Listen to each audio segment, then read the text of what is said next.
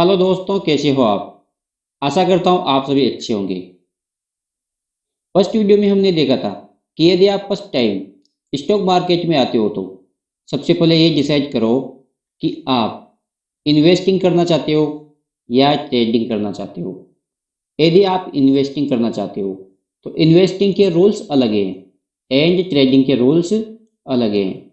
Investing के rule, trading के rule दोनों अलग अलग है। इसलिए यदि आप इन्वेस्टिंग करना चाहते हो तो आपके लिए ये वीडियो किसी काम का नहीं है। लेकिन यदि आप ट्रेडिंग को चूज करते हो तो ये वीडियो आपके लिए बहुत यूजफुल होने वाला है। तो वीडियो को अंत तक देखना, वीडियो में बने रहना। और यदि अभी तक चैनल को सब्सक्राइब नहीं किया है तो चैनल को सब्सक्राइब करके बेल आइकन को हिट कर लेना ताकि चैनल की लेटेस्ट नोटिफिकेशन आपको मिलती रहे। तो स्टार्ट करते हैं। यदि आप इन्वेस्टिंग करते हो तो ये वीडियो आपके किसी काम का नहीं है। लेकिन यदि आप ट्रेडिंग करते हो तो इस वीडियो को अंत तक देखना। लास्ट वीडियो में हमने बात की थी कि जब आप ट्रेडिंग करते हो तो ट्रेडिंग में तीन सेगमेंट होते हैं। एक होता है फ्यूचर एंड ऑप्शन, एक होता है इंट्राडे और लास्ट जो हमने बताया था होता है स्विंग ट्रेडिंग। यदि आप फ्यूचर ऑप्शन करते हो या फिर आप इंट्राडे करना चाहते हो तो ये वीडियो आप लोगों के लिए वापस नहीं बनाए, क्योंकि इस वीडियो में फ्यूचर ऑप्शन और इंट्राडे से रिलेटेड किसी भी प्रकार की जानकारी प्रोवाइड नहीं करवाई जाएगी। इसलिए आप चाहो तो इस वीडियो को छोड़कर जा सकते हो। अब बात करते हैं स्विंग ट्रेडिंग की। यदि आप स्विंग ट्रेडिंग करना चाहते हो वह भी अपने स्वयं के पैसों से, तो इस वीडियो को आप लोगों के लिए ही बनाया गया है। यदि आपने अभी तक इससे पहले वाला वीडियो नहीं देखा तो पहले उस वीडियो को चेकआउट कर ले, क्योंकि ये वीडियो उसी का नेक्स्ट पार्ट है, नेक्स्ट वर्जन है। इसलिए इस वीडियो को देखने से पहले आप पहले वाले वीडियो को चेकआउट कर लें। लास्ट वाले वीडियो में हमने बताया था कि आपको ऐसी कंपनी में ट्रेडिंग करना चाहिए जिसके फंडामेंटल्स बहुत अच्छे हो, जिसका बिजनेस बहुत अच्छा चल रहा हो, जिसके क्वार्टरली रिजल्ट बहुत अच्छे आ रहे हो। क्वार्टरली रिजल्ट का मतलब होता है कि उसका औसत परफॉर्मेंस बहुत अच्छा हो। जिस कंपनी का चार्ट पैटर्न बहुत अच्छा हो, अर्थात उस कंपनी का चार्ट पैटर्न अप ट्रेंड में हो। हाँ, ऐसे ऐसे बीच में गिरावट आएगी, कंसोलिडेट भी होगा, लेकिन अल्टीमेटली कंपनी का चार्ट हमेशा ऐसे ऊपर की तरफ ही मूव करना चाहिए। तो आप इस प्रकार की कंपनी में स्विंग ट्रेडिंग कर सकते हो। उस कंपनी की प्रोमोटर होल्डिंग मोर देन 50% हो, अर्थात उस कंपनी में कम से कम 51% प्रोमोटर की होल्डिंग हो। इससे हमें यह पता लगता है कि जब कंपनी की शेयर में गिरावट आएगी या कंपनी का शेयर नीचे की तरफ क्रेश करेगा तो उसमें सबसे ज्यादा नुकसान प्रमोटर का ही होगा। इसलिए आपको ऐसी कंपनी चूज करनी है जिसकी मोर देन 50% होल्डिंग प्रमोटर के पास हो, क्योंकि ऐसी कंपनी के डूबने के चांस ना के बराबर होते हैं। आपको ऐसी कंपनी चूज करना है जिसकी सेल्स की ग्रोथ डबल डिजिट में हो। डबल डिजिट मतलब मोर देन 10%, अर्थात उसकी सेल्स ईयर ऑन ईयर कम से कम 10% से ज़्यादा बढ़े और उस कंपनी का प्रॉफिट भी डबल डिजिट में हो, अर्थात उस कंपनी का परसेंट भी मोर देन 10% बढ़ना चाहिए। तो जब आप इस प्रकार के पैरामीटर सेलेक्ट करके किसी कंपनी को सिलेक्ट करते हो तो वो एक गुड फंडामेंटल वाली कंपनी होती है और ऐसी कंपनी में पैसे डूबने का रिस्क जीरो होता है। हाँ, ऐसा हो सकता है कि कंपनी का शेयर कुछ साल तक नहीं चले, कुछ महीनों तक नहीं चले, लेकिन अल्टीमेटली आपका पैसा जीरो नहीं होगा, आपका पैसा नहीं डूबेगा और अल्टीमेटली ऐसी कंपनी का शेयर हमेशा ऊपर की तरफ मूव करेगा और आपको अच्छा फायदा करवा के ही जाएगा। तो इसलिए आपको ऐसी कंपनी को सिलेक्ट करना है जिसके फंडामेंटल्स अच्छे हो, जिसका बिजनेस अच्छा हो, रिजल्ट अच्छे आ रहे हो, चार्ट पैटर्न अप ट्रेंड में हो, प्रोमोटर की होल्डिंग मोर देन 50% हो, सेल्स की ग्रोथ अच्छी हो। इस प्रकार आपको सबसे पहले ऐसी कंपनीज को सिलेक्ट करना है जिनके फंडामेंटल्स बहुत अच्छे हैं।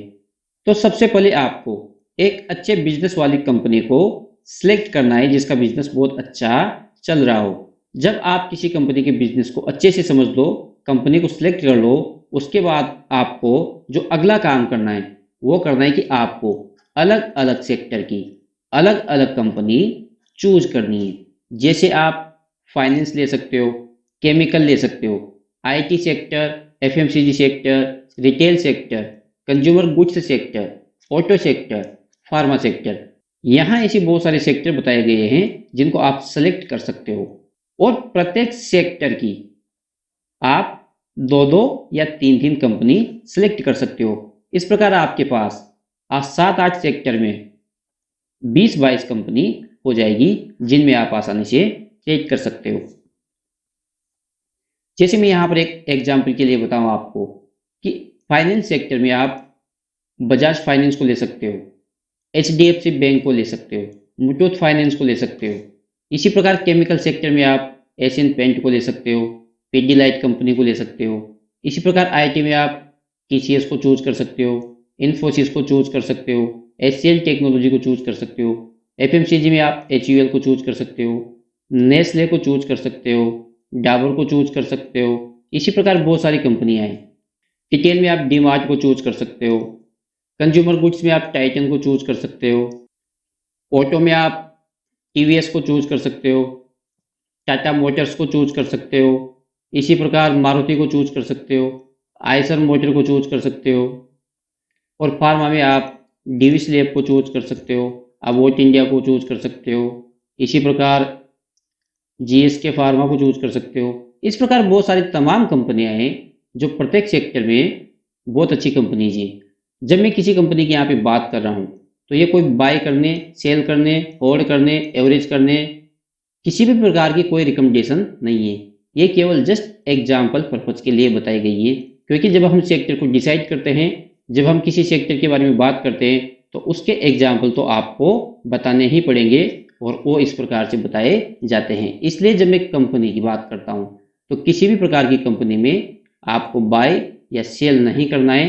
ये वीडियो केवल एजुकेशनल पर्पज के लिए बनाया गया है कि आप इस वीडियो की मदद से अपनी नॉलेज को इंक्रीज कर सकते हो और इस वीडियो के माध्यम से या इस वीडियो की हेल्प से अपने डिसीजंस ले सकते हो। इसलिए वीडियो में बताए गए किसी भी प्रकार की कंपनी का जब नाम लिया जाता है तो वो बाय करने और सेल करने की कोई रिकमेंडेशन नहीं होती है। तो इस वीडियो में मैंने आपको बताया कि आपको ऐसी कंपनी सिलेक्ट करनी है जिसके फंडामेंटल्स बहुत अच्छे हो और प्रत्येक सेक्टर की 2 या 3 कंपनी को सिलेक्ट कर लेना है, जिससे आपके पास 20-22 कंपनीज हो जाएगी। अब इन कंपनीज में आपको ट्रेड कैसे लेना है, तो जब आपके पास 20-22 कंपनी हो तो प्रत्येक कंपनी एक साथ ऊपर नहीं जाएगी और प्रत्येक कंपनी एक साथ नीचे नहीं आएगी। तो प्रत्येक मंथ और जब आप इसमें पैसा इन्वेस्ट करना चाहते हो तब आपको ट्रेडिंग व्यू ओपन करना है और उस ट्रेडिंग व्यू साइट से आपको ऐसी कंपनी सिलेक्ट करनी है जिसका प्राइस अपने टॉप से बहुत ज़्यादा गिरा हुआ हो। तो इस प्रकार जब आप चार्ट चेक करोगे तो आपको पर्टिकुलर मंथ में 2 या 3 कंपनी ऐसी मिलेगी जो अपने टॉप से 20%, 30% और कुछ कंपनी तो 40% भी गिरी होगी। तो आपको ऐसी कंपनी में बाइंग करना है, ऐसी कंपनी को बाय करना है जिसका शेयर अपने टॉप से कम 20-30% डाउन हो। जब आप किसी कंपनी के शेयर को बाय कर लो तो उसके बाद सेल कब करना है।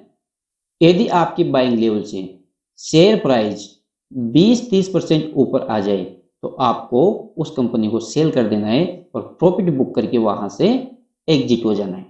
तो इस प्रकार आप 6 से 12 महीने के अंदर 20 से 30% प्रॉफिट आसानी से कमा लोगे।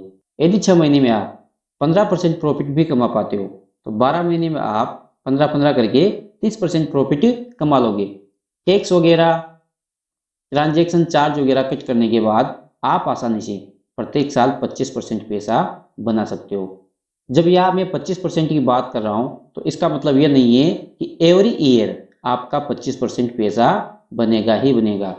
कभी आपका 20% बनेगा, कभी 25% बनेगा, कभी 30% भी बनेगा और कोई साल ऐसा आएगा जहां आपका पैसा बिल्कुल नहीं बनेगा और कुछ सालों में तो आपको लॉस भी हो सकता है। लेकिन ओवरऑल जब हमारे पोर्टफोलियो की ग्रोथ को चेक करेंगे तो ये मोर देन 25% निकल कर आएगा। इस प्रकार ट्रेडिंग से आप आसानी से 25% के आसपास या इससे ज़्यादा भी रिटर्न बना सकते हो। तो दोस्तों ये था आज का हमारा वीडियो जिसमें आपने सीखा कि आप किस प्रकार ट्रेडिंग से मोर देन 25% का CAGR रिटर्न निकाल सकते हो। एक बार वीडियो की समरी देख लेते हैं। आपको सबसे पहले ऐसी कंपनी को सिलेक्ट करना है जिसका चार्ट पैटर्न अप ट्रेंड में हो, जिसके फंडामेंटल्स अच्छे हो, जिसके रिजल्ट अच्छे हो, फाइनेंशियल्स अच्छे हो। जिसकी प्रॉफिट की ग्रोथ अच्छी हो और जिसकी सेल्स की ग्रोथ अच्छी हो, इस प्रकार की कंपनी को आपको सिलेक्ट कर लेना है। इसके बाद आपको कम से कम 8-10 सेक्टर की 2-2 कंपनी या 3-3 कंपनी को सिलेक्ट करना है। इस प्रकार आपके पास 20-22 कंपनी हो जाएगी। तो पर्टिकुलर पर मंथ या जब आप पैसा डालना चाहते हो, तो जो कंपनी अपने टॉप से सबसे ज़्यादा गिरी हुई हो या जो कंपनी अपने टॉप से 20-30% गिरी हुई हो, उस कंपनी में आपको बाय करना है। सेल कब करना है? जब आपकी बाइंग प्राइस से स्टॉक प्राइस 20-25% ऊपर चला जाए, तब आपको सेल करना है। अब ऐसा भी हो सकता है कि जब आपने किसी शेयर को बाय किया, वहाँ पे होल्डिंग उठाई, तो उसके बाद वो शेयर नीचे भी जा सकता है। तो आपको ऐसी कंडीशन में स्टॉप लॉस का यूज नहीं करना है। जबकि ऐसी कंडीशन में आपको, जब शेयर आपका 10% नीचे चला जाए, तो उस कंडीशन में आपको एवरेज करना है। तो जब आप एवरेज करोगे तो आपका एवरेजिंग प्राइस थोड़ा नीचे आ जाएगा और जैसे शेयर ऊपर जाएगा तो बहुत जल्दी आप ऐसे प्रॉफिट में आ जाओगे। और जब आपका टारगेट प्राइस आ जाए या हिट हो जाए, तो वहां से आपको सेल कर देना है। तो इस प्रकार आप अच्छा खासा पैसा कमा लोगे। तो आई होप गाइज वीडियो आपको अच्छा लगा होगा, वीडियो से कुछ सीखने को मिला होगा। यदि वीडियो से कुछ सीखने को मिला हो तो चैनल को सब्सक्राइब कर ले, बेल आइकन को हिट कर ले और वीडियो को लाइक भी कर दे, जिससे मेरा मोटिवेशन बना रहे। मैं इसी प्रकार के यूजफुल कंटेंट वाले वीडियो आपके लिए लेकर आता रहूँगा। आप सीखते रहिए, मैं सिखाता रहूँगा। तो मिलते हैं नेक्स्ट वीडियो में, तब तक के लिए जय हिंद।